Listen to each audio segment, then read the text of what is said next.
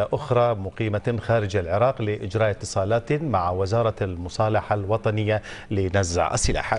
الوزارة وجدت من العشائر طريقا لاستقطاب العناصر المسلحة، وبالتالي أسهمت من خلالهم في إنجاح مشروع المصالحة.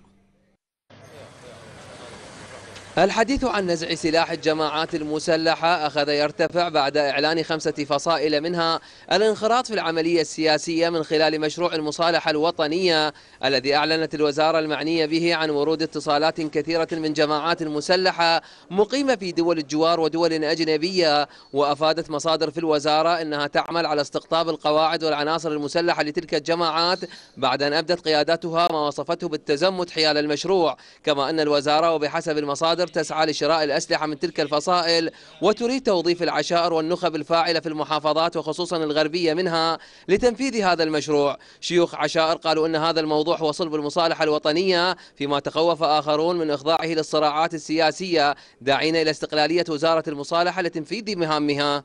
والعشائر هي كان لها الدور الأساسي والسباق يعني في أصعب من هذه المهمة، وهي كانت مقاتلة الإرهاب.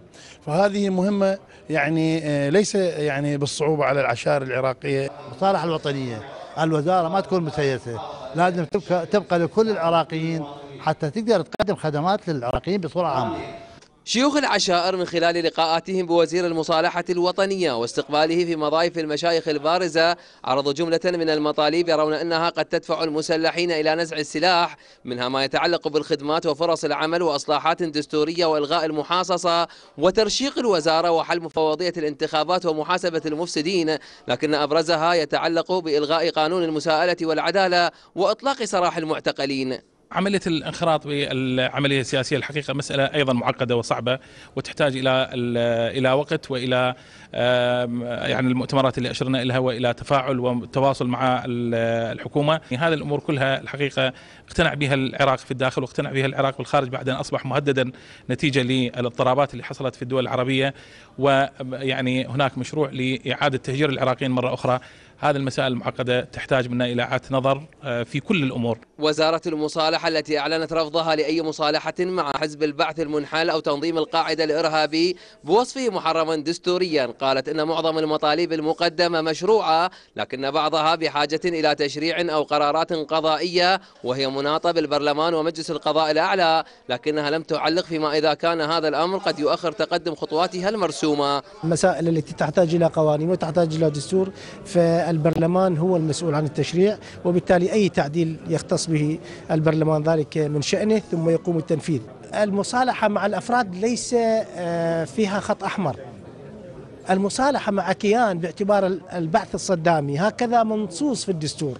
إذا أريد للدستور أن يعدل هذا شيء آخر، هذا شأن البرلمان ليس شأننا كتنفيذيين. مشروع المصالحة الوطنية أخذ مديات أوسع في الأسابيع الثلاثة الأخيرة ليشمل نزع سلاح الجماعات المسلحة بعد أن كان مقتصرا على إعادة التعايش السلمي بين مكونات المجتمع العراقي. ويرى مراقبون بأن هذا تحصيل حاصل لما يجري في المنطقة من ثورات أفقدت الجماعات المسلحة حاضناتها ومموليها. من بغداد أمجد طليع، العراقية. مشاهدينا الكرام، ومتابعة لموضوع المصالحة الوطنية وانضمام مجموعات المسلحة إلى العملية السياسية معنا على الهواء مباشرة مستشار شؤون الصحوات في العراق أبو عزام التميمي. بداية نرحب بك معنا في نشرة أخبار العراقية. هناك من يتحدث عن ضغوطات تتعرض لها الجماعات التي ألقت السلاح